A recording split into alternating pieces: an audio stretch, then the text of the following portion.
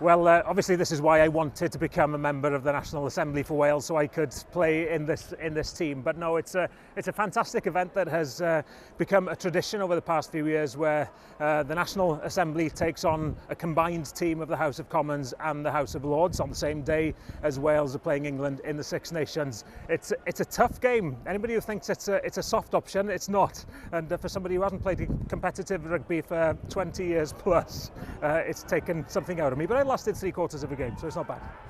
We're doing three things really. We're having a good game of rugby, as I said. We're raising awareness about bowel cancer, which is the charity of the Assembly rugby team, and hopefully we're going to raise a few quid as well to add to the good cause. And so far we've raised £10,000 over the life of the Assembly team, which is 9 years, and after today hopefully we can put a bit more money to that as well then. So fingers crossed, all seems to be going well so far, although the House of Commons has just stolen a try off us, they have then.